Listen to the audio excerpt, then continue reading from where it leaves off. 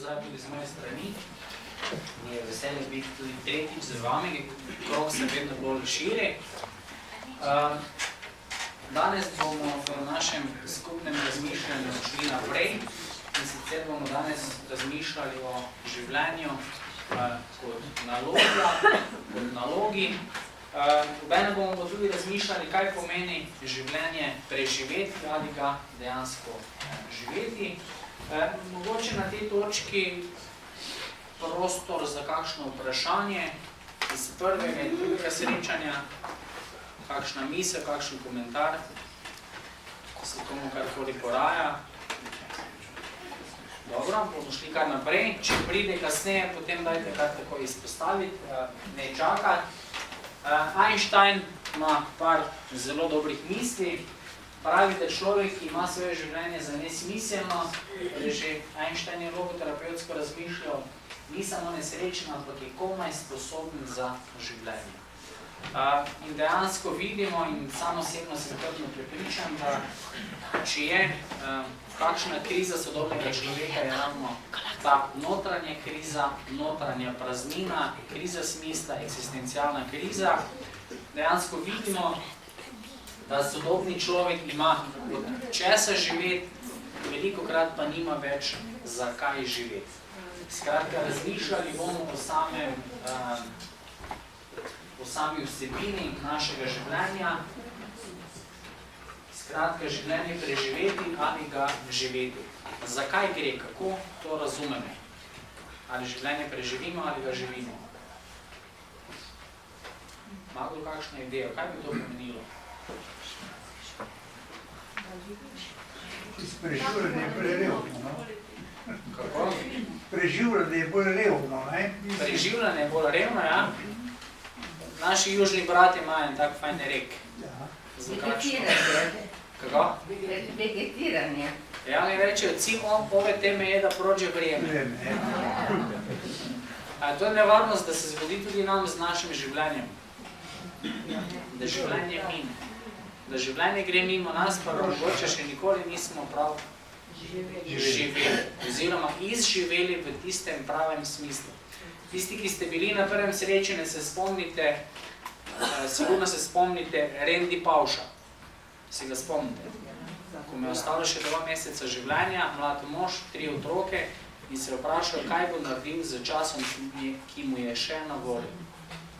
Ravno to je po mojem najbolj aktualno vprašanje in največja modrost vsakega izmed nas. Kaj bomo naredili iz časa, ki nam je še na voljo? Torej, kaj bom naredil iz svojega življenja? Oziroma, kaj bom naredil iz samega sebe? Po čem pa mi vidimo, ali življenje živimo ali ga preživljamo? Kaj bi bil tisti preizkusni kamen? Da vidimo. Kako kvalitetno živimo? Ali smo nekje na površini, ali ga živimo strastno, polno, intenzivno na nekem pozitivnem smislu, strastno v pozitivnem smislu. Da smo zadovoljni. Vse pa zadovoljni. Da smo zadovoljni? Znak je količina zdehanja. Znak je količina zdehanja. Če veliko zdehamo, potem... Smo zaspani. Ne, potem najbrž bolj preživljamo, kot pa živimo. Ja. Če to zehanje pomeni neko dolgočasenost, ne? Ja. Če se česa veselimo, ja. Da smo zdravi. Da smo zdravi. Pri študiju, poklicu, delu. Ja. To bi sigurno držalo do neke mere. Do neke mere bi to držalo, čeprav logoterapevtsko vidimo, da življenjski uspeh ni nujno povezan z zadovoljstvom. A veste to? Logoterapevtski križ imamo in ta logoterapevtski križ nam kaže, da če damo na vrh logoterapevtskega križa uspeh, spodaj neuspeh, na eno stran osmišljeno ali neosmišljeno življenje, vidimo, da ljudje, ki v življenju dosegajo uspehe na vseh področjih, torej karijera, denar, neka pozicija, vse to imajo, ampak v življenju niso zadovoljni, niso srečni. In če je v čem stran pot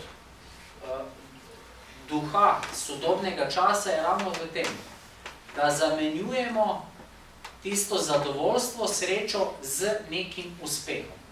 Ampak življenje kaže, da to sploh ni nujno.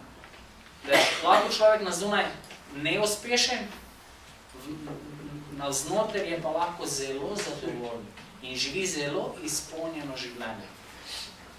Sam sem to doživel, ko sem bil, ko včasih človek v življenju doživi kakšno razsvetljenje. Ko smo bili v Južni Ameriki, pa smo potovali po tej Amazonki, pa smo videli te indijančke tam, veste, plujemo po Amazonki in ti indijanci imajo samo na 4 količkih te kolibe. In se peljemo in si mislim pri sebi, kakšni reveži. A veste, ubogi reveži, nič nimajo, samo 4 kole in tisto leseno kolibo gor. Čez 2 dni nam indijanec tam, ki je bil naš vodič, reče, če želimo srečati kakšno to družino, in smo seveda privolili, ne? Če je možno, bi želeli srečati in pridemo do te družine in vidiš, bila je družina, oče, mama in 5 otrok majhnih. Kaj mislite, kako so izgledali njihovi obrazi? Kakšne očke so bile v tistih otrok? Iskrive, vesele. Takrat mi je pa prišlo vprašanje, kdo je bolj srečen. Mi velikokrat mislimo, da več bomo imeli, imamo mobitele, računalnike, vse možne avte, vse to. Oni nimajo nič in jim pravimo reveža. Če se potegne življenjska bilanca, vprašanje, kdo je bolj srečen, zgleda, da celo oni. Mi smo pa civilizacija, napredna in vse to. Če berete, zelo priporočam v branje knjigo, če je že kdo mogoče prebral, Kako naj vam prodamo modrino neba. A je kdo to bral? To izredno polagam na srce za brat.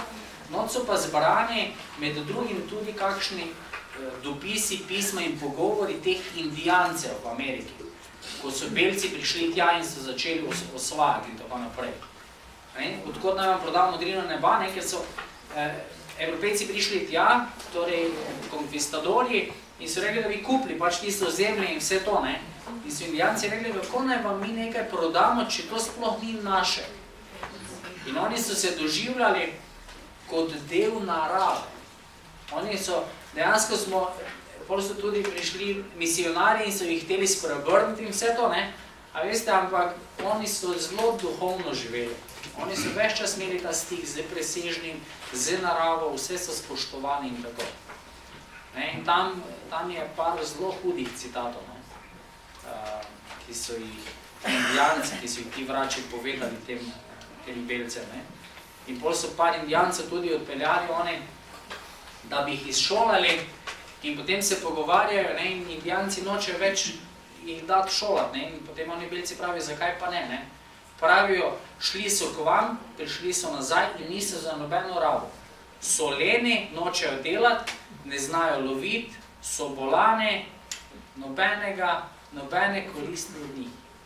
In potem je rekel, če želite, lahko vi kakšnega belca k nam pošljete. Zelo poučna knjiga. Skratka, kaj bi bilo še merilo živeti, preživeti? Mi imamo tudi ljudi, ki se že zjutraj ob 6 so nasmejani, recimo, ko hodijo na kakšne joge in meditacije.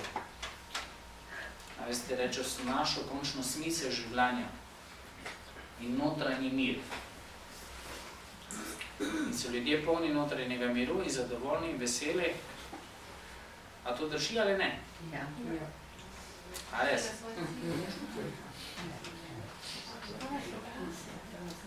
A je normalno, da se zjutraj ob 6 že smijimo? Jaz pravim, da zjutraj ob 6 še moraš malo postraniti.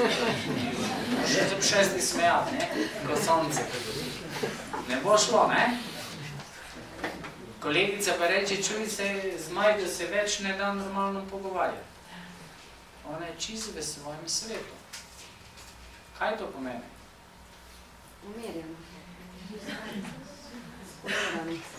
A veste, ker danes imamo poplavo raznih, to smo že parkrat omenjali, od knjig do raznih gurujev, učiteljev življenja, sreče, zadovoljstva, da treba samega sebe najti iz Indije, v Gospodi vsem učiti. Ljudje se v končni fazi tudi spreobrnejo, začnejo verovati, vse to se dogaja.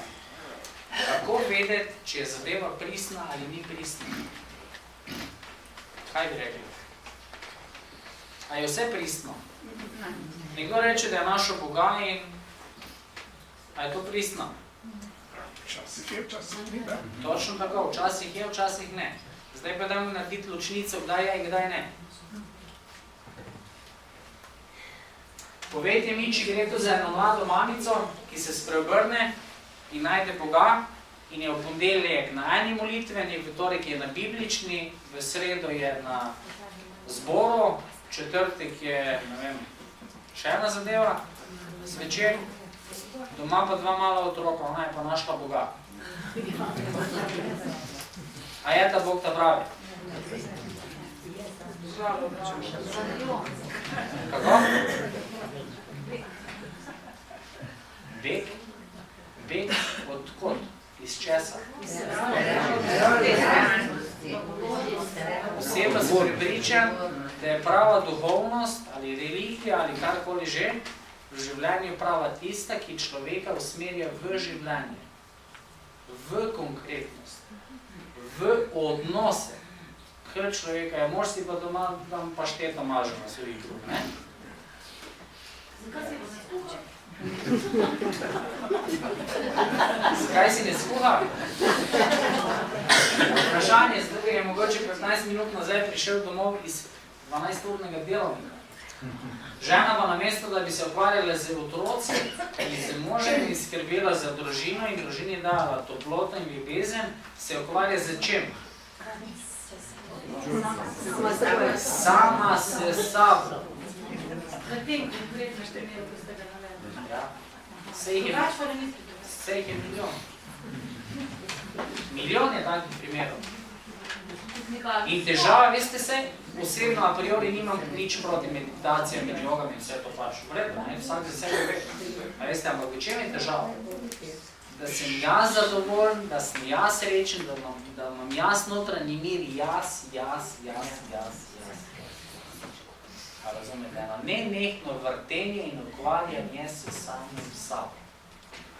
Ja ne vem, če je že kdo postal srečen s tem, da se je ukvarjal samim sabo. Danes pa kolikokrat slišimo, da si treba vzeti čas za sebe in se treba s sabo ukvarjati. Se ukvarjam sam s sabo in iščem samega sebe. Jaz dodam, da je velika nevarnost, da se človek ob tem iskanju še bolj izgubi, kot je bil izgubljen že prej. Ja. Življenje je tisto, ki nam kaže, če smo v redu ali ne. Če nekdo v redu pošteno dela, se trudi vse to, a veste, ti življenje da vedeti, če si v redu ali nisi v redu. Vse ostalo je po mojem neko umetno pojačevanje, ali pa če uporabim eno tako besedo, malo čudno, umetno bildanje samopodobe.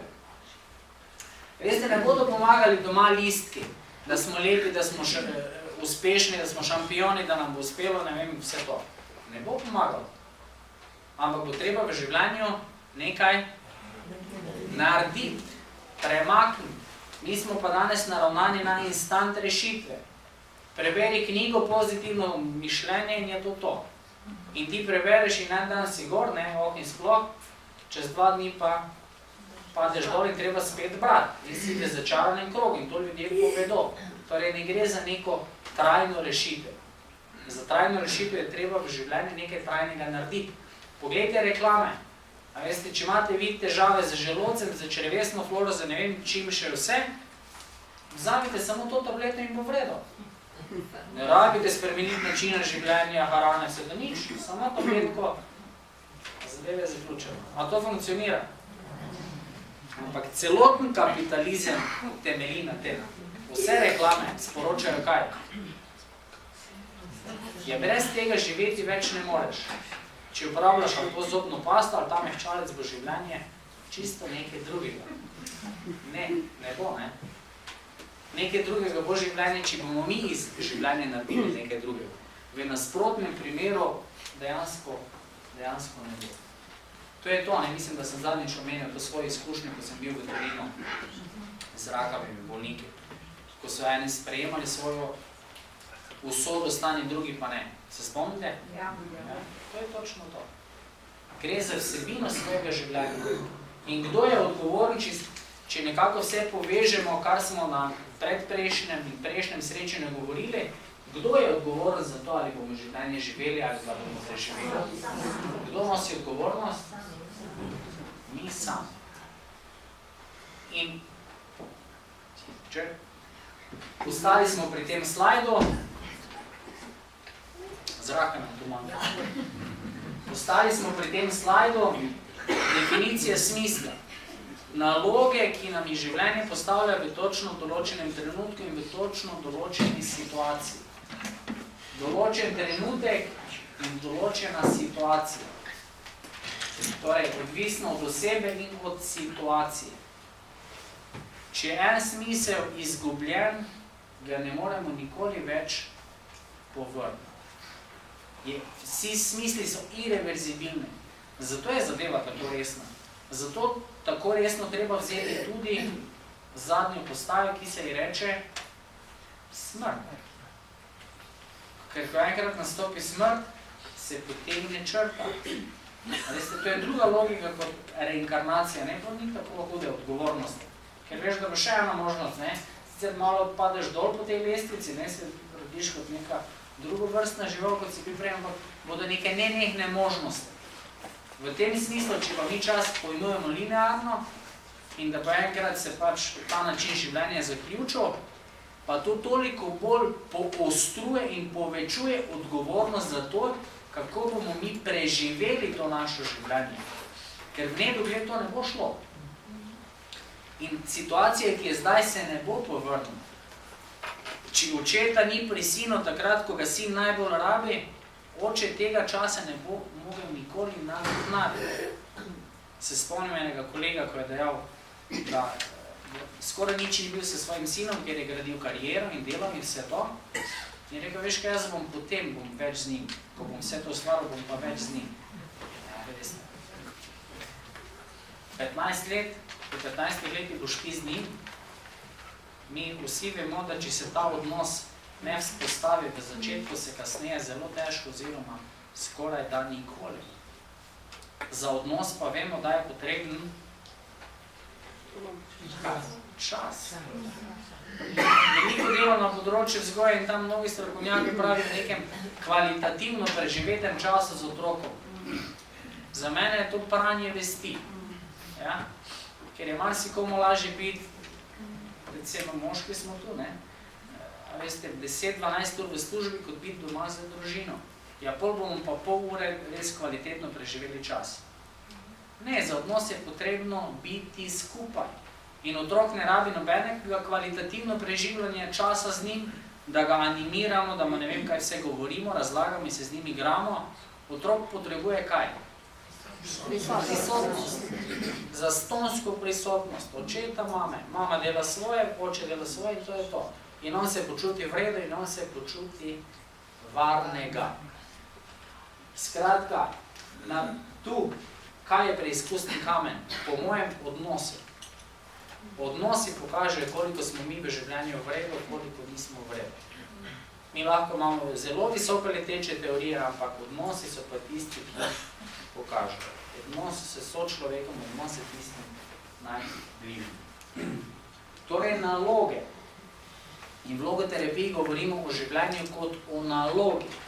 Življenje je nam dano kot neka naloga. Frankl je veliko krat uporabil to Nietzschejevo misel, pravi, da kdo v življenju ve zakaj, prenese skoraj vsakršen kako. Koliko pa mi prenesemo, sodobni človek, v življenju, ugotavljamo, da zelo malo, vedno manj, tega notranjega pritiska. Kakšni konflikti, takoj se zlomimo, takoj obupamo, takoj se predamo. In to je imel tudi Nietzsche zelo prav. Veste, on je veliko govoril o nihilizmu, ampak jaz mislim, da v zgodovini ne vem, če je kateri ki bi ga bolj napačno razlagali in potvarjali kot ravno Nietzsche. On pravi, kaj pomeni nihilizem? Pravi, da se najvišje vrednote razvrednoti. Manjka cilj, manjka odgovor čemu. A ni to odlična definicija sodobnega časa? Razvrednotenje najvišje vrednote. Kaj pa so danes najvišje vrednote sploh? Ali ste celo paleto bi jih našteli? Pa so samo 2 ali 3, ali ja.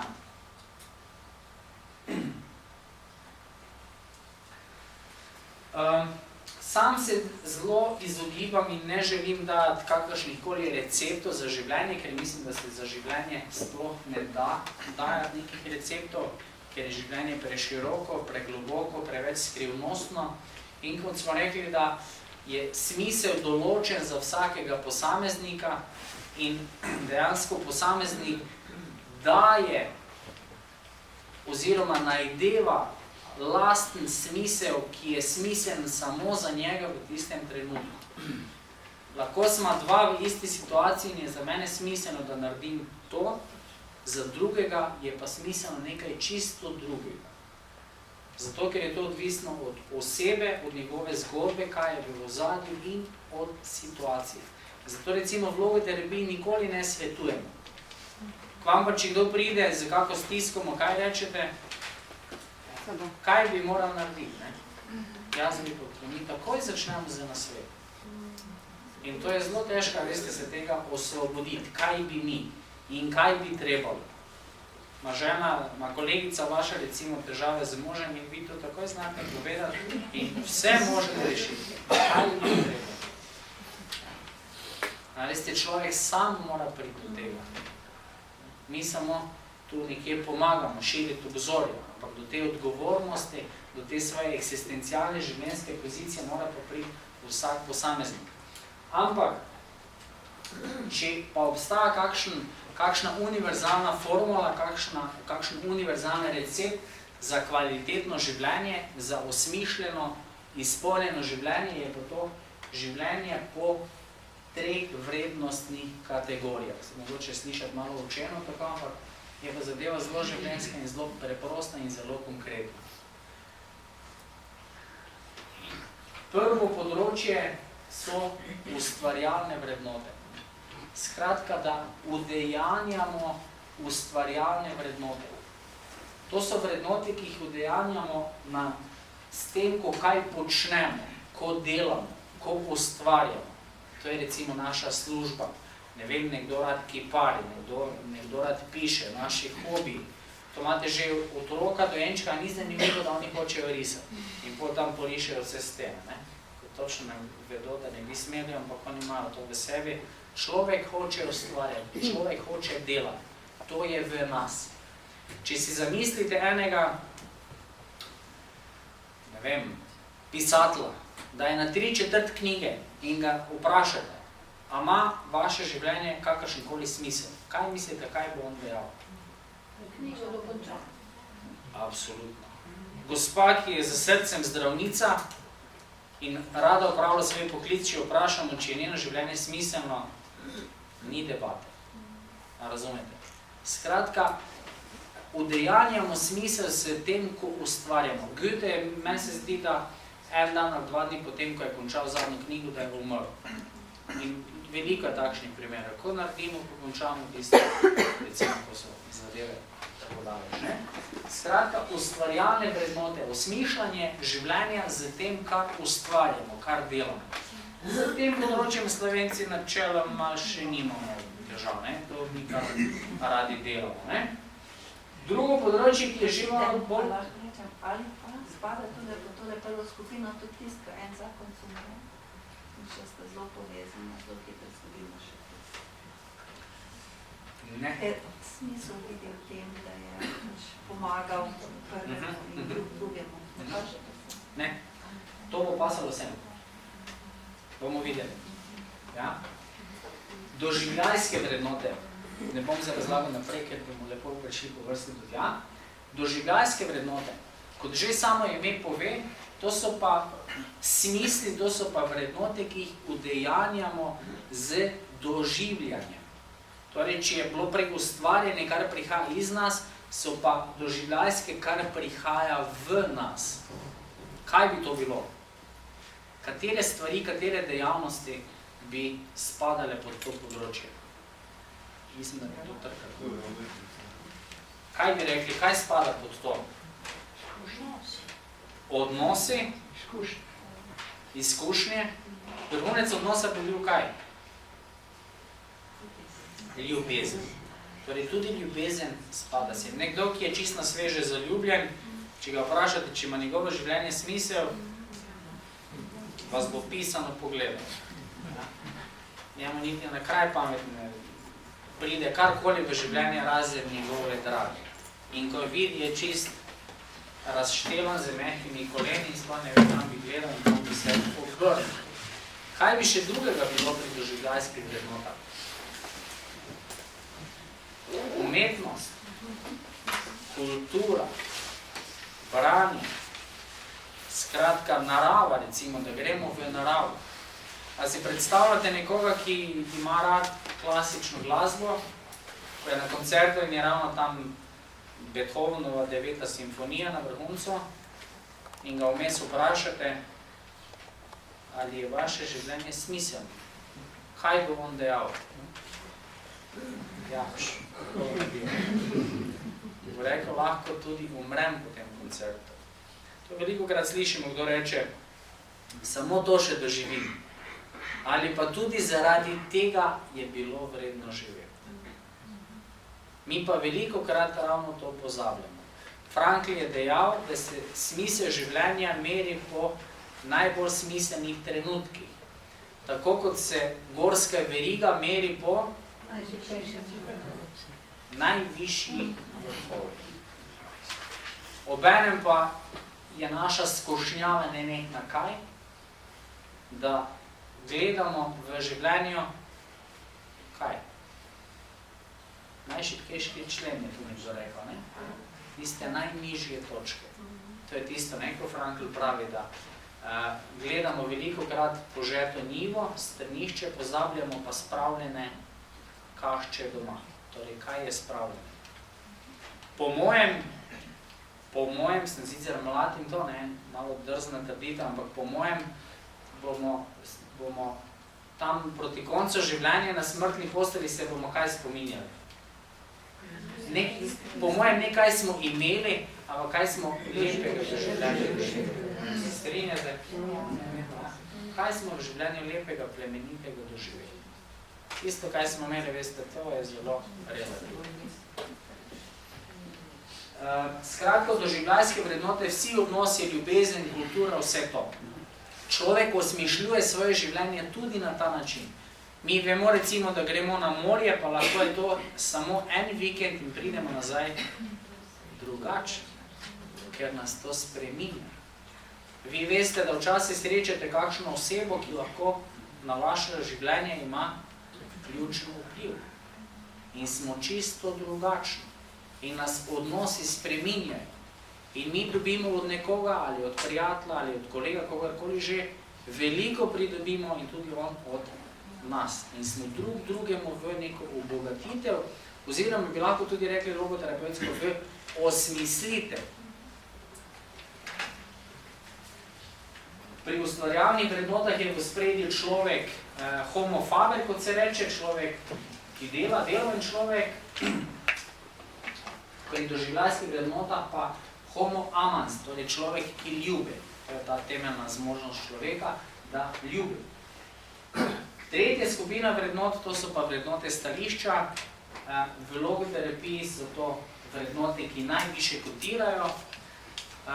To so pa vrednote, ki pridejo na vrsto takrat, ko nastopi tako imenovano usodnostno stanje. Usodno stanje. To ne pomeni v smislu New Age usoda, da ti je vse naprej določeno, niti pomotoma, ampak gre za stanje, ki ga ne moremo spremeniti. V primeru, da hudo zbolimo, v primeru smrti drage osebe. Skratka, situacija, ki se je ne da spremeniti. To je lahko tudi recimo, če vi delate v kakšnem kolektivu in je en sodelavec, sodelavka takšna, da ne bi imeli nič proti, če je ne bi več nikoli videli. Ja? Ampak, če ste vi tam v tem kolektivu, treba to vzeti kot neko usodno stanje. Ali pa pač, da se odstrani, če je tako. Če nastopi vojno stanje, je to dejansko spet usodno stanje. A je za Frankla bilo usodnostno stanje, ko je bil v Auschwitzu? Tega spremeniti ni možno. Ja. Kaj pa lahko naredimo v tem primeru?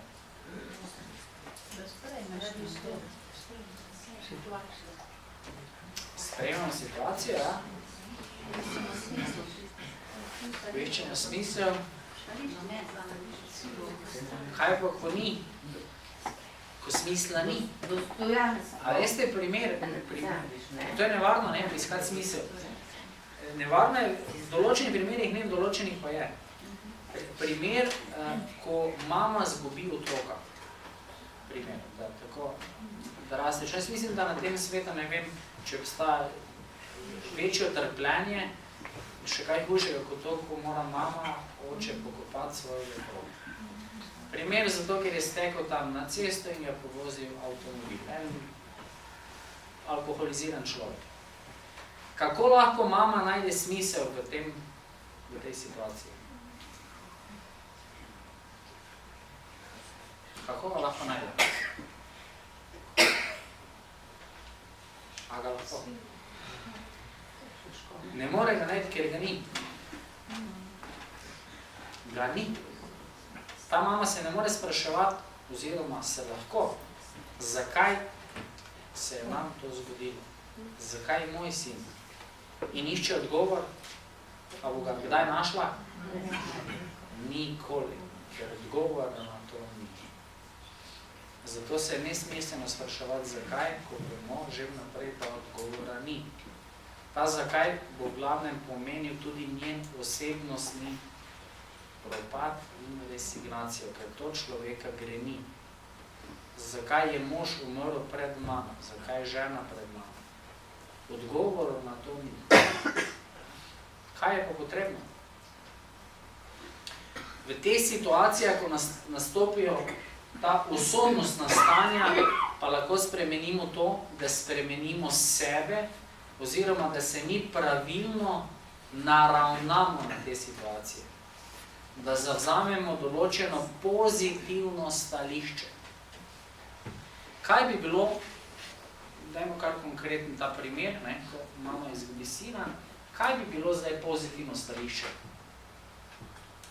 Pravilno se naravnati. A imate kakšno idejo?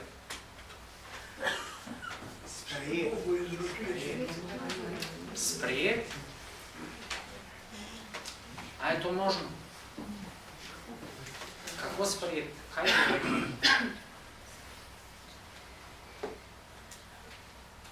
A bi rekli, če pride k vam ta gospa, vi morate to sprejeti, da vašega sina več ni.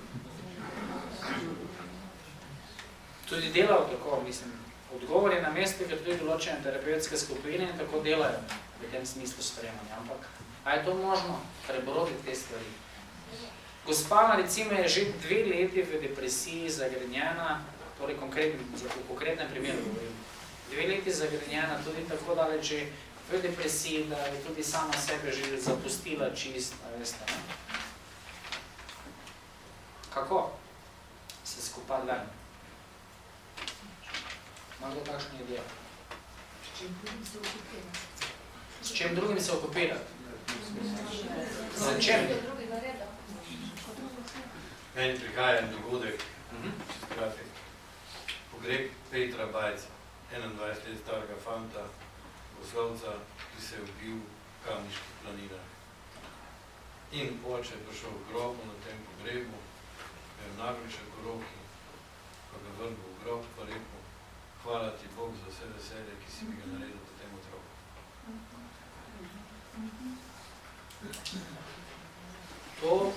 To je sigurno vera, pred katero se treba pokloniti. To je vrhunski izraz vere. To je tako kot Abraham, ne? To človek obnemi. In po mojem redko kdo to zmore. Redko kdo zmore takšno držo vere. To je res, to je milost. Lahko kaj drugega rečemo kot to. To je sigurno milost. Da tako spremeš kaj tako grozljivega, kaj tako hudega. Pravilno obžalovati. Pravilno obžalovati. Kaj bi to pomenilo? Ker ta gospa že 2 leti žaluje. Pogovarja vsa čustva, jedi, mora se čustiti. Vse da ven. Vse. Še preveč očitno, ne? Kako preveč. Je. Moraš sam govoriti. Ja, vem, kaj mislite. Ampak, veste, tu so zdaj zelo nevarne in delikatne meje. Včasih v življenju treba narediti res. Tudi, ko gre za tako hude, radikalne stvari, kot je to. Tudi, ko gre za posilstvo, zlorabe, vse to. V življenju, če hočemo iti naprej, treba narediti res. Kako? Včasih ja, včasih pa ne. Včasih pa treba svetovati, gospa, ni iti en mesec na grob. A razumete? Zakaj gre? Preprosto. Mislim, ni preprosto, narekovali. 2 leti je ta gospa bila not v tem svetu. Zagrenjena, zafrustrirana, v depresiji, polna žalosti, jeze. Zakaj? Zadevo je rešil samo en logoterapeut v parih minutah. A veste s čem? Med drugim je dejal, gospa, vaša družina ni izgubila samo sina, ampak je izgubila tudi mamo. Vi imate še moža, še enega sina in še drugi. In takrat je ona se je posvetila. A razumete? Ven iz tega v naloge, kaj še vas v življenju čaka. A veste, to je to. Kljub vsemu reči življenju da. Poglejte primer. Ovdovilo. Gospod umre. Primer. Prvo dejstvo je to, ne, da ženske na za 7 let preživite. Ne? To vemo. Ne? 7 let moški za 7 let nas preživite. Ne? Moški to sicer imamo svojo razlago, ne? Da se toliko iztrošimo, filadoravamo in to. Ne? Ok. Gospod, gospa ovdovi. Čez 2-3 leta si najde partnerja, prijatelja, kakorkoli že. A je naredila vredo ali ne? Naredila pravo ne. Eni ja, pa tudi tako. Sam ne snega vzeti pod moža. Kaj rečejo sosedje?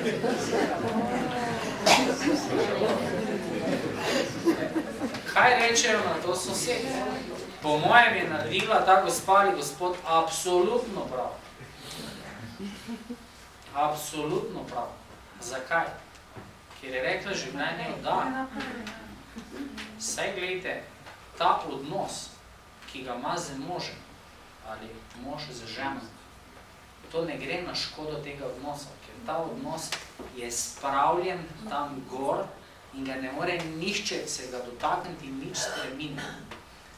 A veste, nov odnos z novim možem ali z partnerjem ali s prijateljem, kakorkoli že, je nekaj tako posebnega, specifičnega, čist nekaj drugega. To je čista ena druga zgodba, ker je na drugi strani ena čist druga oseba.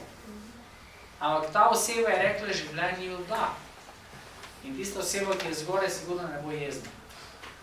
Če je šlo za pravo ljubezen, se strinjate? Sosedje bodo pa rekli kaj? Se niti še ni prav. A vidite, kako smo ljudje? Ja? Se treba še kar malo pacati, ne? Ne smeš biti v življenju preveč srečni in zadovoljni, ne? Mora vsi to malo biti. To je res tudi malo slovensko, ne? Mora biti tako, ne? To je tudi podobno smo z Rusi, ne? To Dostojevski pravi, da je to v genetiki ruskega naroda. Oni skozi morajo malo trpeti. Ruski narod je trpeči narod, ne? Slovani, tu smo nekje tu, ne? Mi tudi malo, ne?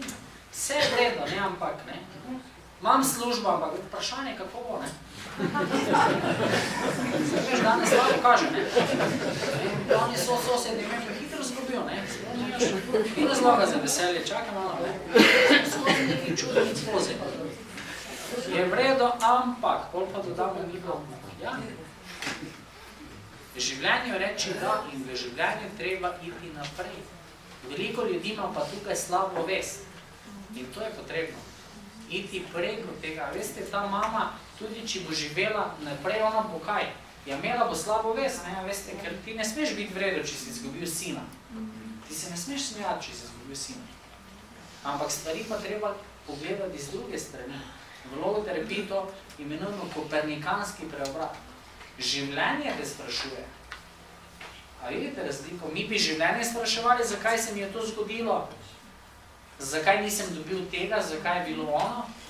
In zadeva je pa obratno. Življenje nas sprašuje. Življenje pred nas postavlja naloge. In ravno to je področje, o katerem je Frankl govoril v tej knjigi. Na svetu sta dve vrsti ljudi. Eni, ki postanejo še bolj človeški, plemeniti, svetniški, kakorkoli že, drugi pa, ki gredo še pod raven živali. Kako se mi na to naravnamo? Bil je mladenič, ki je skočil v vodo in se je zlomil vrat. Hrom od vratu navzdol. Bil čist na koncu in je slučajno dobil ravno to knjigo in je pozneje tudi študiral logoterapijo in vse to in pravi tam v svojih zapiskih, pravi, skok v vodo mi je zlomil vrat, ni pa zlomil mene. Zlomil je vrat, ampak ni zlomil mene. Tudi je primer fanta. Veste, ko smo se prej pogovarjali o življenju, o smislu življenja, o vsebini življenja. Je bil hrom od vratu navzdol, ko so bile tam vse medicinske sestre v njega zaljubljene. In mi imamo ljudi, ki so na vozičku in on ima eno prijateljico in ga čez 3 mesece vidiš in rečeš, kako je pa ona, pa reče, kjera, to je že mimo. Ne, gre že naprej. To so malo druge stvari.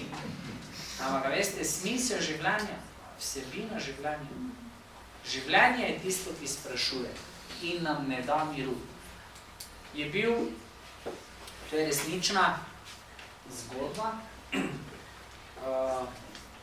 mladenič, ki je dobil raka na hrbtenici in je bil potem v bolnici in je res vse te kot po učbeniku, veste, je bil tam, je pisal, je risal, potem je skrbel za vzdušje v tej sobi, za vse one, to so vsi kasneje pravili, veste, ne. Potem so moči pešale, torej ni mogel nič kaj ustvariti, samo še Walkman in poslušal to glasbo, klasično glasbo je imel rad. Na koncu tudi to več ni bilo možno. In tisti, ki dela z, ali pa je kdaj delo, ali pa imel izkušnjo z umirajočim in dejansko je situacija takšna, da se ve vnaprej, kdo ne bo preživel, ne vedno, kdo ne bo preživel noči. To sem se tudi sam v Torinu naučil, veste, to se nekje čuti, so tudi neki fizični znaki, ampak je neka posebna atmosfera. In tista noč bi naj bila njegova zadnja noč od tega mladeniča. Baje so to bolečine strašne, ko je ta rak hrbtenice. In zdravnik pravi dežurnemu zdravniku, ker on je bil pa občasno čist brez zavesti že, bili so tako kratki trenutki, ko se je zavedal, ko je vedel za sebe, in je ta zdravnik dejal dežurnemu zdravniku, pravi, veš, kaj daj mu ti tam nekje sredi noči, mu daj morfij, da ne bo preveč trpel. In ko je ta zdravnik odšel in je kasneje prišel dežurni zdravnik tam okrog večerje, pravi ta mladenič njemu, pravi gospod zdravnik, da se ne boste rabili po noči zbujati, mi dajte kar zdaj injekcijo. A se je predstavljal? Do zadnjega, do konca, vrednote stališča, kako se mi naravnamo na določeni situaciji. Zato so te vrednote najviše kotirane.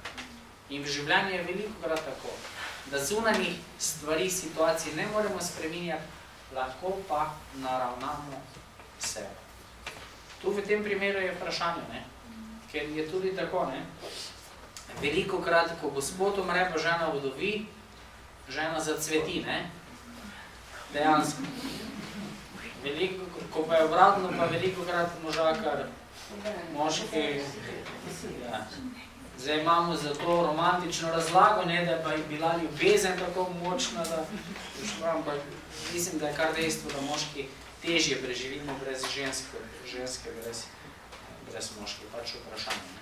Včasih pa je dejansko tako, ne, da sta bila tako kot eno, a veste, da se prav vidi. Ne.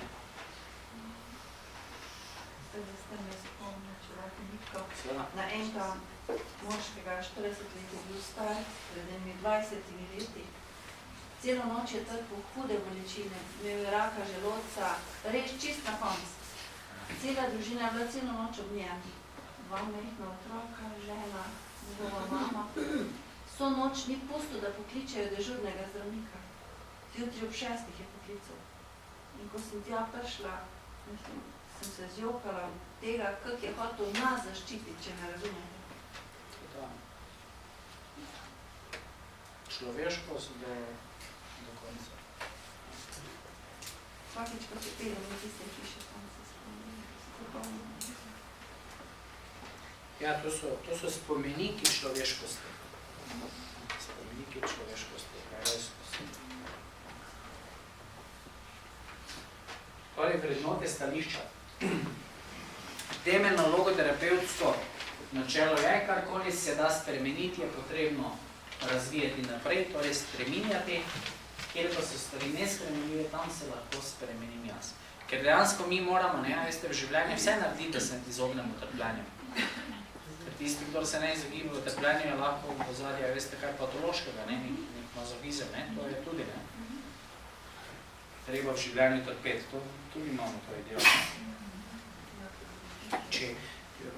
Če bi delali, recimo, verne kristjane, če bi delali anketo in bi jih vprašali, za čem je Bog človeka odrešil, bi bili kakšni odgovori? S trpljenjem, ne? Seveda.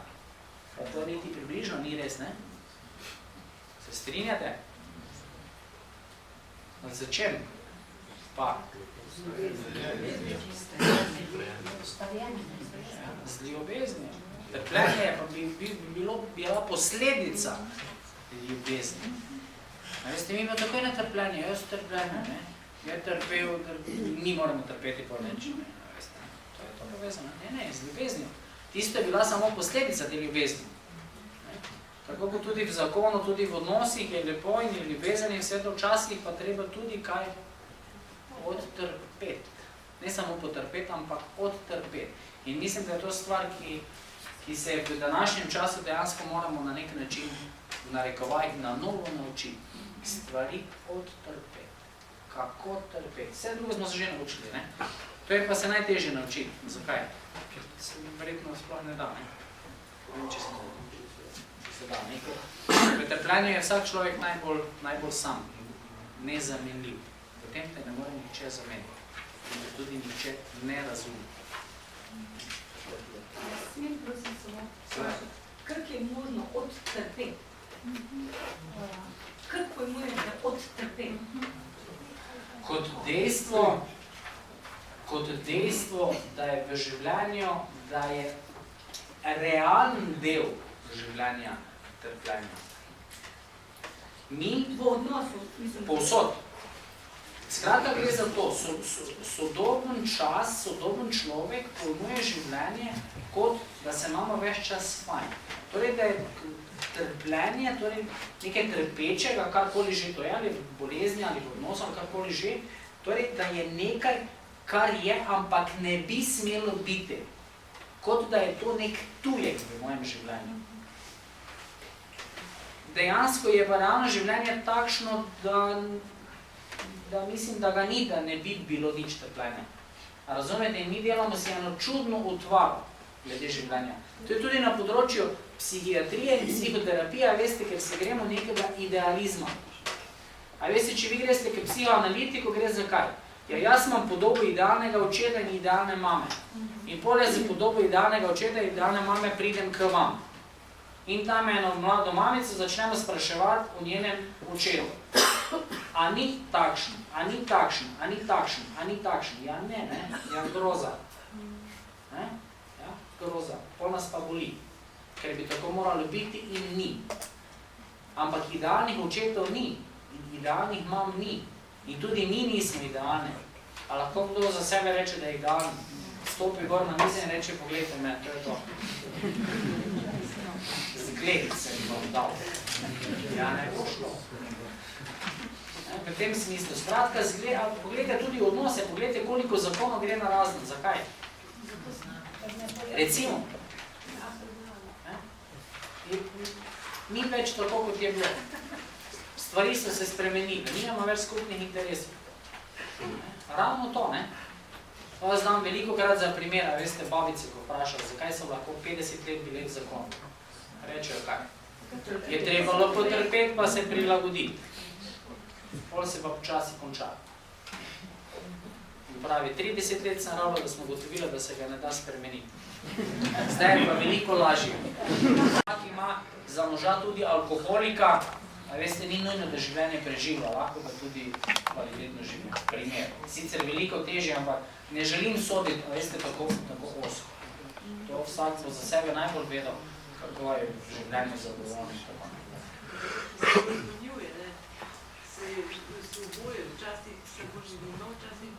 Točno tako. In kakšen dan rečeš, današnji dan je samo za preživeti. Prav, da ljudje vejo, da so določeni dnevi, ko je treba samo preživeti. Mislim, ne delati stvar, da moraš vsak dan. To je to. Trenutno mi ni vredno. Jaz veliko krat rečem za odnose, ko imam predavanje seminarje na področju zakonskih in partnerskih odnosov. Nekaj smo menjali, da so odnosi tisti pokazatelji, ki kažejo na kvaliteto našega življenja.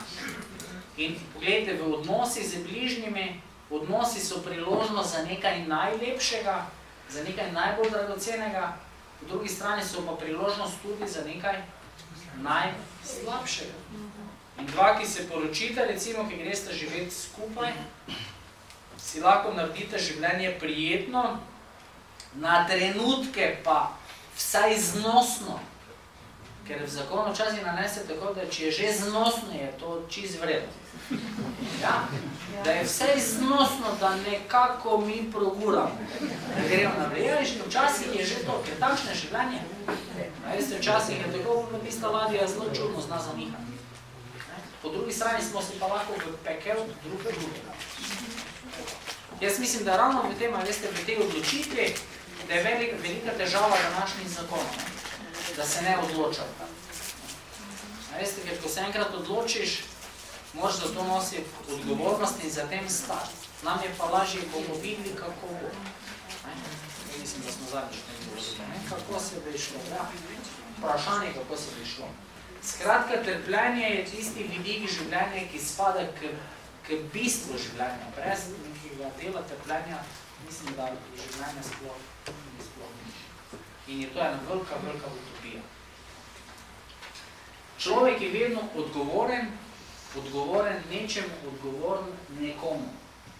Skratka, odgovornost je dejansko odgovor na določeni smisel.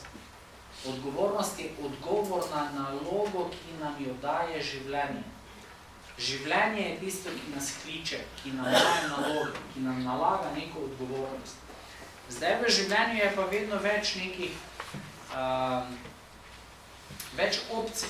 Mi se med različnimi opcijami več čas odločamo in odločamo se na podlagi vrednot. Kaj je za mene bolj vredno in kaj je za mene manj vredno?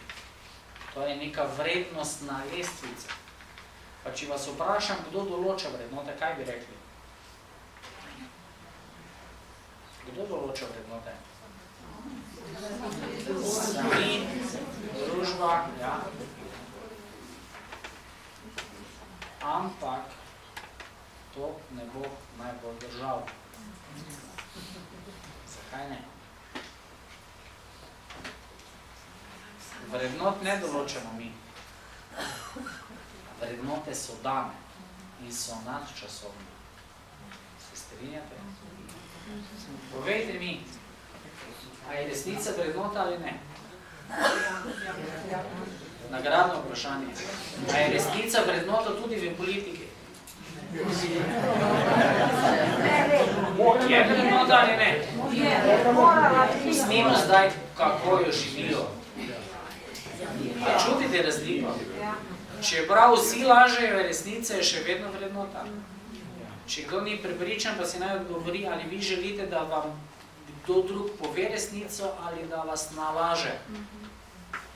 Kaj bi vi želeli slišati, resnico ali laž? Vsi resnico. Skratka, cel svet lahko laže, resnica je še vedno vrednota. Ves svet je lahko nezvest, ampak zvestoba je še vedno vrednota. Ljubezen je še vedno vrednota. Ravno zato gre. To je tisto tudi, ko je Nietzsche predajal. Vse civilizacije, vse kulture, začetek, konca je bil, ko so začele prevrednotiti vrednote. Za vrednote delati nekaj, kar to dejansko ni. Mi pa poznamo, kaj smo z resnico naredili. Ja, mi poznamo bele laži in sive laži in dobro namerne. A vidite, kako smo bistri, inteligentni, kakšne obrambne mehanizme vse naredimo. Več resnic. Več resnic, ja, to je Kučan dejal tudi. Ja, ni več resnic, resnica je samo ena, dragi Milan. Ne bo držalo. In resnica in laž nista eno. Veste, to je podobno kot recimo svetloba, ne? Svetloba ima svoj izvor.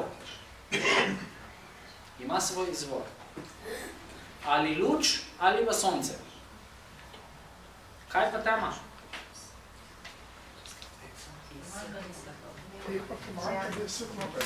Ja. Tema je tam, kjer ni svetlobe. In mi imamo lahko tu zelo črno temo, ampak če prišljamo eno malo lučko, pa to tako imamo svetlo. Ja? Ni enako. Torej, laž se pojavi tam, kjer bi morale biti resnice in resnice ni. In ne samo to, laž nima izvora, tako kot tema nima izvora. Zato moramo laži dajati izvor mi. In tisti, ki laže, mora non-stop dajati energijo in moč, da podpira to laž. A veste, resnica stoji samo od sebe. Ko mi rečemo, da smo bili tu, gospod reče, da je bil danes tu, je to to. Če pa gospod nekje druge pa reče ženi, da je bil tu, a veste, to pa nikak tako. Drži ali ne? Ker bolj bo ena situacija, pa bo tam sosed rekel, da ga je videl tam. A veste, bo delikatnosti, bolj bo rekel, da ne vem, guma se predrla. A razumete, bolj pa treba vlagati energijo in človeka izčrpuje življenjsko. Kar je res, zelo zaključeno. Zato človek lahko gre zvečer mirno spati. Tisti, ki pa laže, pa ne more mirno spati. Zato, ker to čutiš, to je isto izkustveno. In laži treba ves čas dovajati energijo svojo. Resnica pa ima sama v sebi svoj izvor. In ni enako. In kaj je nasprotje resnice? Nasprotje resnice je vedno laž. Ne belo, sivo. Laž. Življenje res ni črno-belo in je milijon odtenkov, ampak kar se dotiče vrednot, je pa zadeva čist črno-belo. Laž je laž, resnica je resnica, gotovo. Ni tu resnih stov. Se strinjate? Ja? In nasprotje resnice je vedno laž. Kaj pa je nasprotje laži? Lahko je resnica, lahko je pa tudi druga laž. Ponovadi je druga laž. In laž ima tudi več laži. Potem vidimo, da zadeva ni enako vredna. Tako da ni več resnice. Resnica je samo ena. Torej, vrednota, kot že sama beseda, nekaj, kar je vredno. In vrednost ima sama v sebi. Vrednota ne rabi biti nikjer utemeljena. Ampak je vrednota nekaj, kar presega čas, kar presega človeka. Frankl je dejal, da se vrednot ne moremo učiti, ampak jih lahko samo živimo. Vrednot ne moremo učiti. Lahko jih samo živimo ali ne živimo. Oče ne more svojega sina naučiti nekaj vrednot, če jih on ne živi. ker je v nasprotju s samim sabom. Rekel si, postavi se k sebi. Ti eno govoriš, drugo pa delaš, mislim. To pomeni, da je človek v nasprotju s samim sabom. Lahko bi tako razumeli, ne? Vrednota tudi, ne? Vrednota vredo v redu. Torej, kdo živi po vrednota, živi v redu. Tisti je not v redu, v nekem okvirju, če bi tako dejali. In to je tudi težava, ne? Veste, danes imajo te razne moralne, etične komisije in tudi pravo celotno velike težave. Z čem? Z ontološko utemeljitvijo etike morale. Ker mi, veste vi za ta največji sodni proces, ko je bil v Nürnbergu, ne? A veste, kako je potekal? To je meni tako fantastičen dokaz za to. V Nürnbergu so sodili tem zločincem druge svetovne vojne. In oni so jim prebrali obtožnico za taborišče, za vse to, ne? In kako so se oni branili? Oni so rekli, gledajte, mi smo vojaki, spadamo pod vojaško pravo, to pomeni, da smo mi po dolžnosti morali izpolnjevati ukaze svojih nadrejenih. In po tej logiki bi oni bili vsi oproščeni. Oni so rekli, skoraj je prišel ukaz, mi smo od odvage celo za prisego dali za to. Kaj so mi rekli sodniki? So rekli, ne, vi ste po vesti vedeli, da ne delate prav. In so bili obsojeni zločina proti človeštvu. Ti po vesti veš, da ne delaš prav. In največji sodni proces v zgodovini človeštva ni bil izveden na podlagi prava, torej zakona, ki jih mi postavljamo, ne na podlagi prava, ampak na podlagi naravnega zakona. Na podlagi vesti, to je pa nekaj, kar človeka presega. To pa ne moreš, to je pa naravni zakon. Veste, to je pa čist nekaj za sebe. In pravo bi naj temeljilo na naravnem zakonu in bi naj bilo izpeljano iz tega. Zato so danes te težave. Ja? A veste, ker mi imamo tu neke naravne zakone, naravno pravo, potem imamo na mizi papirje za evtanazijo. Zdaj sprejemajo menda tam celo za otroke, ne? Zdaj pa povejte, kako to združi. Ker mi imamo že staro širiatsko pravo, torej pravo, ki je že bilo tudi pred Mojzesovimi 10 zapovedi, ki je reklo ne ubijati. Ne ubijati. Kako zdaj to dati skupaj? Potem imamo Hipokratovo zaprisego v zdravstvu, ki pravi, ja, ne glede. To pomeni, če je vojna in je nasprotnik ranjen, mu zdravnik mora pomagati. Zato so, a veste, v vojni oskrbeli nasprotnike in ko so oni postali zdravi, so iztrpali v zapor. Zdaj, kako to združiti danes? Velika težava. Zato so včasih imeli, ko so fantje še hodili v vojsko, so imeli ugovor torej sklicevanje na nekaj, veste, mi to smo jehove pričali in to ne bo šlo. Ja? In so oni mogli sprejeti ugovor vesti. In zdaj, če tako si poskušamo ponazoriti, v nečem, kar presega, so neke vrednote, so vrednote in preko teh vrednot življenje človeku daje naloge, ga kliče v odgovornost, na človeku pa je, da izbere določeno vrednoto, ki je za njega v tistem trenutku najvrednejša in jo udejanji. Jo da spravi v življenje, jo umesi, če bi tako dejali, jo inkarnira. Torej, tako se predstavlja, nekje tam in čaka. Ne? Ker te naloge so določene ravno z vrednotami, oziroma z najvišjo vrednoto. In vrednote se nekaj, kar človeka presega. In človek je vsak dan v situaciji, da se odloča med dobrim in slabim, med dobrim in boljšim. To imamo moč, da se odločamo. Nimamo pa moči, da bi rekli, kaj je dobro in kaj je slabo. To pa človek ne more. Še se skušamo opravičevati, ko naredimo kaj slabega, pa čas slej, ko se pokaže. Da, to pa se ne da. In to res globoko verjamem, da se življenje goljufat ne da. Življenje se goljufat ne da. Slej, ko prej začne prihajati ven račun.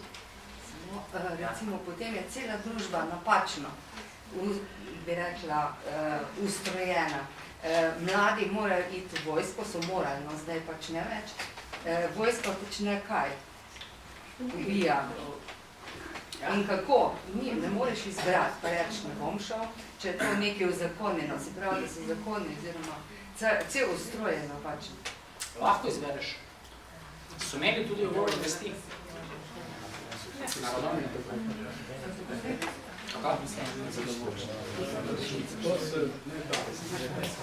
Česa se ne da? Izbrati.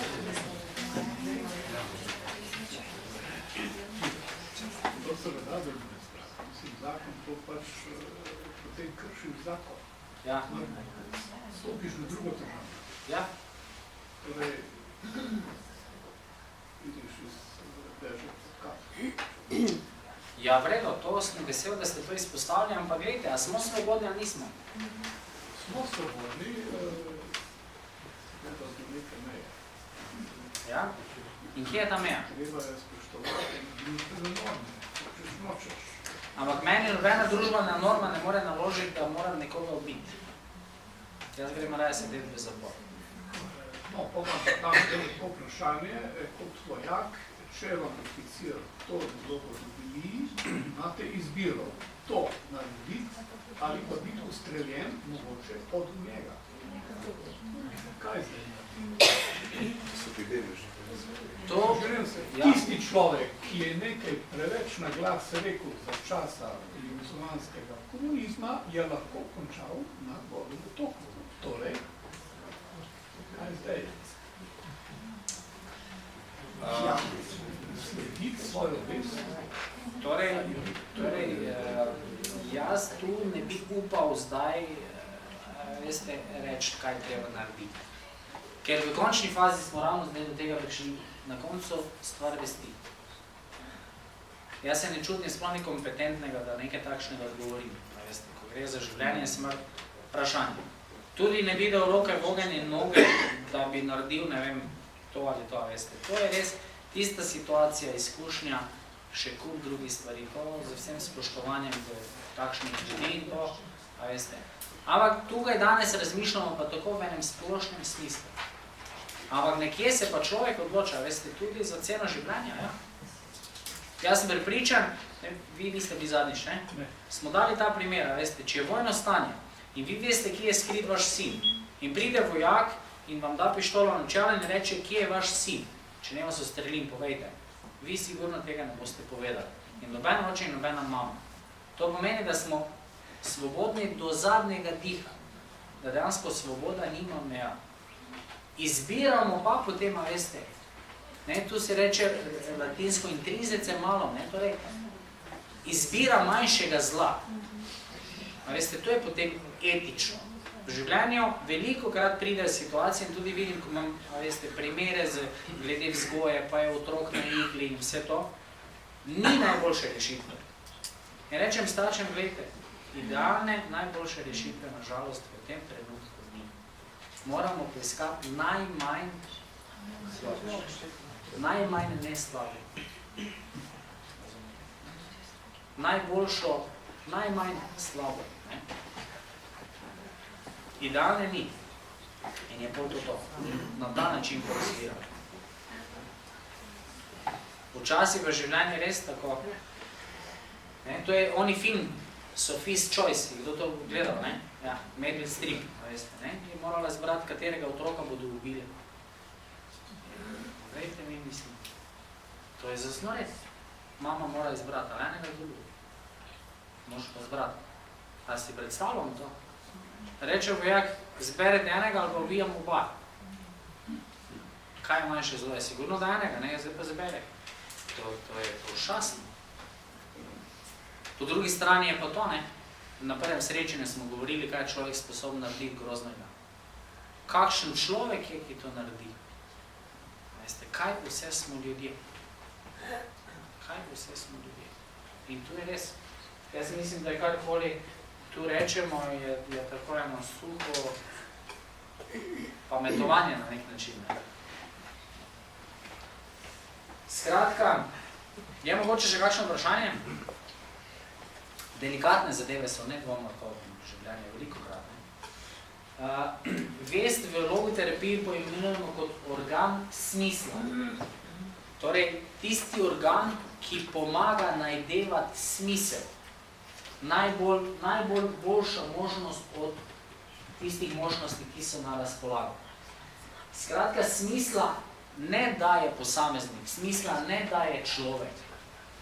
Ampak, kot piše, je spraševan in je klican k odgovoru. Mi smo klicani k odgovoru in dejansko je človekova naloga, da ta smisel najde. Torej, smisel je, mi ga moramo samo udejaniti. Zadnja tista inštanca, kateri odgovor pravilna ali nepravilna, veste, mi bi lahko zdaj rekli, ja, treba to narediti, ali pa treba ono narediti. Ne, to so tisti naši nasveti, ja, ne vem. V končni fazi je zadnja inštanca vest. Jaz sem po vesti vedel, da je tisto najboljša možna varianta. Pa lahko večina ljudi temu nasprotuje. Pa čas velikokrat pozneje potrdi, da je bila ta odločitev pravilna. Poveste, ravnati poveste, to je tisto zadnje.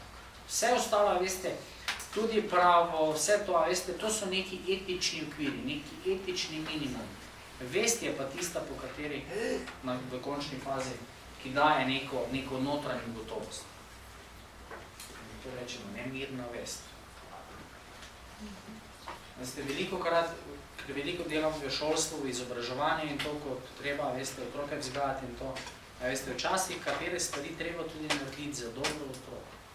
In rečem, gledajte, če vi veste, da delate to za otroka, da je to res vredno in pravo to. Ker včasih danes so taki čustni časi, da delaš dobro, pa si lahko zaradi tega kaznovan. Ja, in rečem, gledajte, tudi če vi v končni fazi prijete na sodišče ali karkoli že, lahko rečete, da ste tako ravnali po svoji vesti in po svojim strokovnem znanju. Ampak veste, na koncu je pa to, ne, da zvečer midno spimo. Sam pravim, da sta na svetu dve vrsti ljudi, tisti, ki zvečer, ko se jih četkajo zobe, gledajo v ogledalo, torej lahko gledajo sebe v oči, druga vrsta je pa tisti, ki mora gledati v stran. Ker na koncu ti ostane samo kaj? Lastna integriteta. Kdo ti si kot človek, kot osebnost. Vse nam lahko vzamejo. Denar, služba, nazive, čisto vse. Na koncu je samo to, kar si. In samo to je pomembno. Mi pa v življenju veliko krat to zamenjujemo. To, kar si ne more nišče vzeti. In tudi en otrok gleda očeta, kdo on je, nekaj ima. In imamo prav tako. Kdo si kot človek, kot persona. Ob ljubezni je vest najbolj edinstveni človeški pojav. Žival recimo nima vesti. Se strinjate? Ja. On je lev, grozljiv, neko ono malo bambiko, srbnico poje, a mislite, da se on kaj slabo počutek. Ko mi to gledamo in kar solzno postaneš zdraven. On je bistvo pojedel, ker je bil lače. Ja. Torej, vest kot nek duhovni organ. Mogoče še to zanimivo, ne? Tako pa se vprašamo še, ko govorimo o vesti, vest je ponovadi čist religiozen pojem. Se strinjate? Ja? In kaj zdaj pomeni biti religiozen, biti nereligiozen, kako je glede vesti? Mogoče to preberemo, ker to Franko zelo dobro razloži. Pravi, da z vidika ateista je vest notranji organ smisla. Torej, tisti, ki ni veren, je vest za njega nek notranji imanentni organ smisla, po katerem se on obrača, torej kompas smisla. Religiozni človek pa vest doživlja še globlje. In pravi, da ob glasu vesti religiozen človek doživlja še tistega, ki to govori, torej govornika. Religiozen človek doživlja vest in govornika.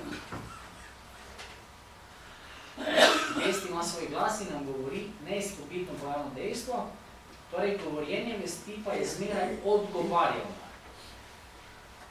Psihološko gledano se tukaj pokaže veren človek kot nekdo, ki poleg izgovorjenega doživlja še govorca.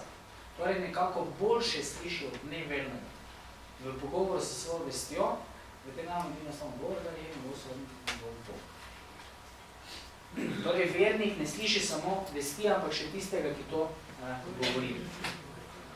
Glas vesti, nekje sem prebral, ne, da je glas vedno tako tiha, da jo lahko preglasimo ali preslišimo in ravno dovolj glasna, da je ne moremo povsem ignorirati. Ja? Ravno ta prava intonacija.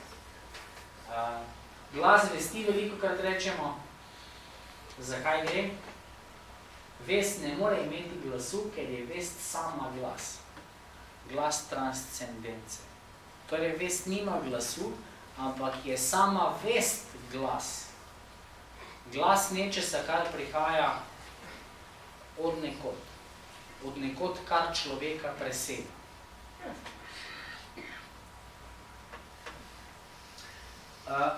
V življenju si vsi želimo biti kaj? Srečni. Katerega koli starša vprašamo, kaj želi za svojega otroka, bo ta dejal, da bi bil srečen. Kako pa do te sreče priti? Kaj narediti, da bomo srečni? Že prej smo malo omenjali ustvarjanje, doživljajske in se to spomne? Katere so tretje? Vrednote stališča. Ja? Kako pa mi, skratka, danes, če pogledamo sodobnega človeka, si prizadeva sodobni človek zakaj? Da bi se imel fajn, da bi bil srečen in da bi užival. Še pozdrav imamo takšne, uživaj. Fajn se me, ne? Ja? In dejansko vidimo tudi še posebej med mladimi, da velikokrat iščejo poti do tega, kako biti srečen. Torej, srečnost zaradi srečnosti. Užitek zaradi užitka. Zato, ker je fajn, zato, ker paše, zato, ker uživamo. Spolnost zaradi užitka. Spolnost zaradi spolnosti. Ampak kaj pa se dogaja? To sem zapisal, paradoks srečnosti. Bolj si človek prizadeva biti srečen, a je lahko srečen? Bolj si človek prizadeva za užitek, a res vedno bolj uživa?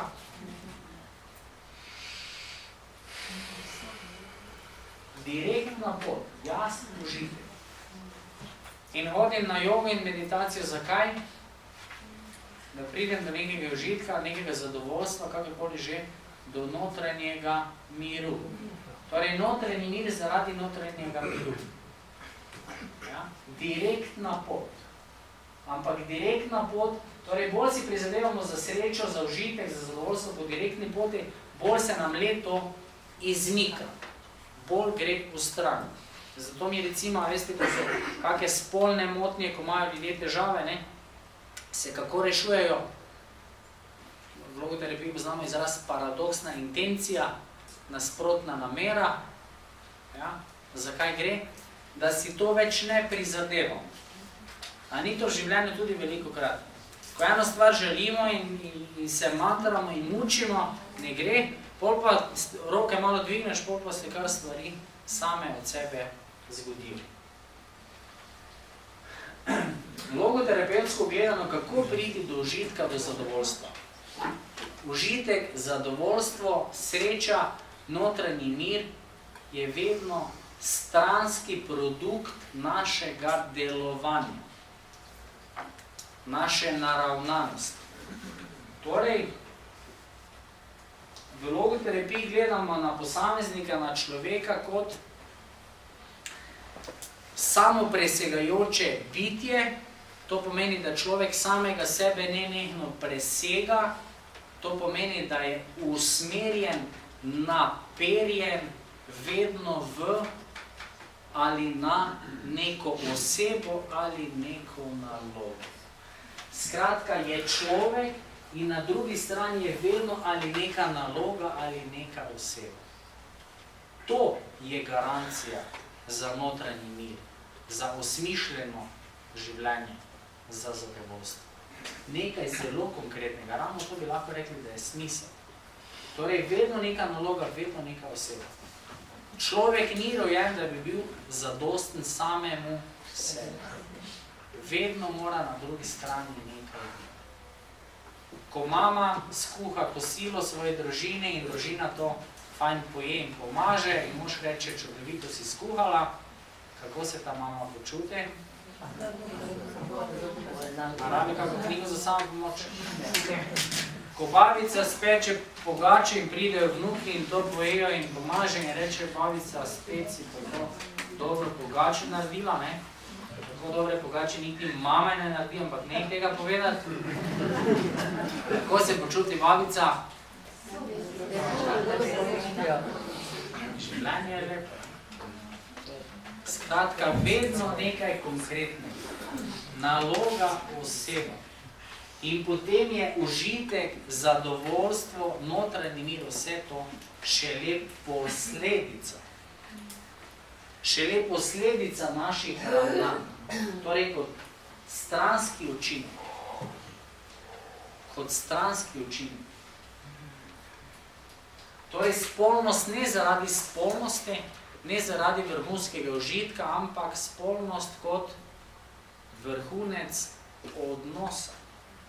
Ja, zato za spolnost mi rabimo neko piramido, nek okvir, varen okvir, kjer se lahko potem tega gremo. Če pa tega okvirja ni, smo pa ranjeni, prizadeti, razočarani, občutek izkoriščenosti, praznosti, grekega briogusa in še marsičesa. Torej kot vrhunec odnosa. Lukasova velja za najboljšo Franklovo učenko, pravi, da človekova dolžnost ni, da uresniči samega sebe, ker danes mnoge teorije govorijo o samoaktualizaciji, o samouresničitvi, a veste, danes treba uresničiti samega sebe, ampak pravi, da je v tem, da izpolni smisel.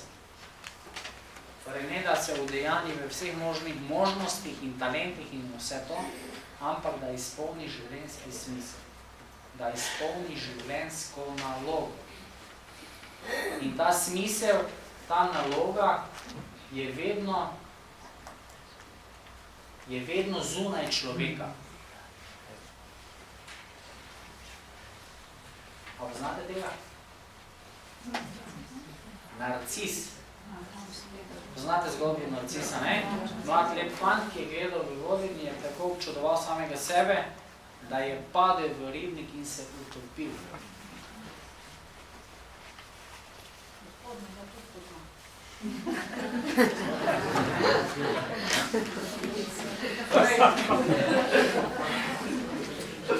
Ključno je to, da je človek bitje, ki samega sebe nenehno presega.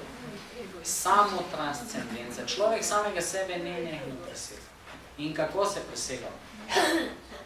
Presegamo se lahko tako, da presegamo naše danosti, naše pogojenosti. Če se spomnite tiste sheme telesna, duševna, duhovna razsežnost, v moči duhovne razsežnosti človek presega, lahko presega in telesno in duševno raven. Torej, vi lahko presežete svojega očeta, ki je bil alkoholik, mamo, ki je bila prostitutka, to še ne pomeni, da ste vi slabi. Da vi ne morate iz svojega življenja narediti nečudovite zgodbe. Mi smo svobodna bitja in lahko ravnamo drugače, kot bi kdor pričakuje, kot so nas ne vem vzgajali, karkoli že. Velikokrat to pa želimo početi to, da prelagamo odgovornost na nekoga, na preteklost, na starše, na ne vem koga, vse. Iščemo nekega dežurnega krivca. Skratka, se presegamo v teh svojih danostih, po drugi strani se pa tudi presegamo v tem, da smo usmerjeni preko sebe v neke naloge, v neko osebo. Kolikokrat je v življenju tako, da bi nekaj morali narediti, pa nam zelo ni. A nam je to kaj poznano? Greš domov, imaš načrt, danes bom pa gledal en super film, cel dan sem delal, vse to, in prideš domov in te kliče, brat, čuj, pridi mi pomagati, ne vem česa zvečer. Ali pa sosed, bratu še sosed. Delikatna situacija, ne? Ali pa žena reče, ne vem, pojdi ono, trgovino zvečer, kdorkoli že. A ni človek v nenehni borbi s samim sabo? In žena reče, poslušaj, a veš ti, da čez pore mi pa moramo iti kam pa? Ja, tja na obismo se z mene. Ne reči, da sem bolan. Pa veš, da moramo iti. Pa smo že 3-krat ono se dogovarjali. No? In potem mi gremo in nam je žal, ponavadi ne. Vedno, ko kam gremo, nam ni žal. Ampak rabimo nekoga, da nam da nek push impuls. Veliko krat človeku v življenju marsikaj ni za delati, marsikaj ni za početi. Novo dinamika, za kaj gre? Gre za nenehno človekovo razpetost med tem, kaj hoče, kaj želi, kaj bi mu takrat pasalo in kaj bi moral. Mislim, da vam to naprej. Ja. Torej, razpetost med kar smo in kar bi lahko bili. Torej, človek je nenehno v razpetosti, kaj bi želel in kaj bi moral. Ne samo to.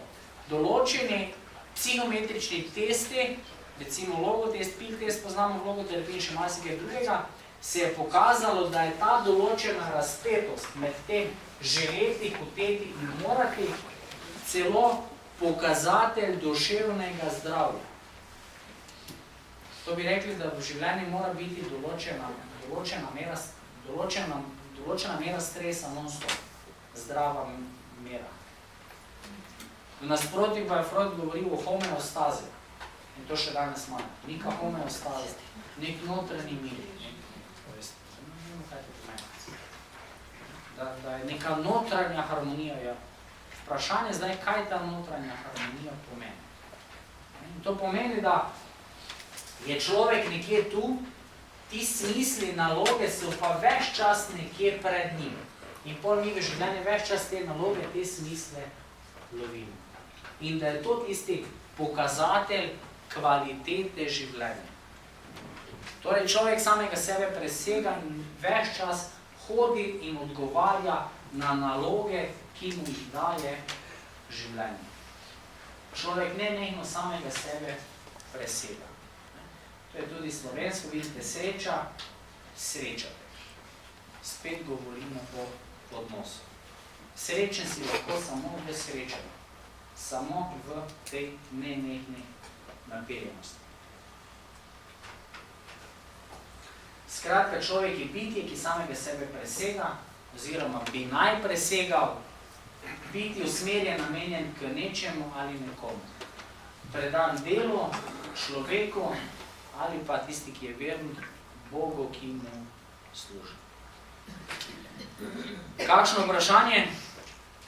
Današnje tretje srečanje se mi zdi, da še najhitreje minilo. Nadsmisel še nam je ostal, ne? Nadsmisel je smisel, ki človeka presega. To se dajte zapomniti.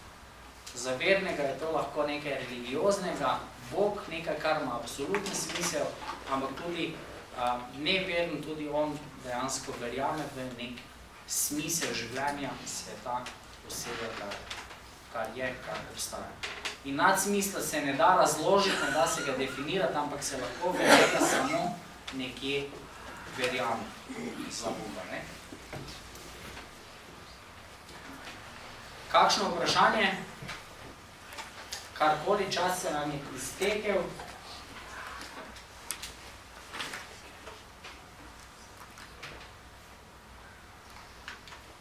Nobenega vprašanja? A poznate te slikice, iz katerega filma? Tako, La Vita e Bella. Nikdar ne gre za to, kaj še lahko pričakujemo v življenju, ampak za to, kaj življenje pričakujemo. In mislim, da je to glavni stavek vsakega izmed nas, ki ga lahko imamo vedno nekje pred očmi in zato mislili tudi mi zaključili ta sklop naših treh srečanj. Skratka, če samo ta stavek nekje v srcu odnesemo domov in v svoje življenje, mislim, da smo veliko odnesli. Skratka, kaj življenje pričakuje od nas, po čem nas sprašuje, Bolj gre za to in ne toliko za to, kaj bi naj mi dobili prejeli v življenju. Mislim, da je on Roberto Benigni v tem filmu res odličen primer, kako se naravnati na določene situacije. Herojsko. Še zadnjič, kakšno vprašanje? Zadnja možnost. Ni nobenega vprašanja.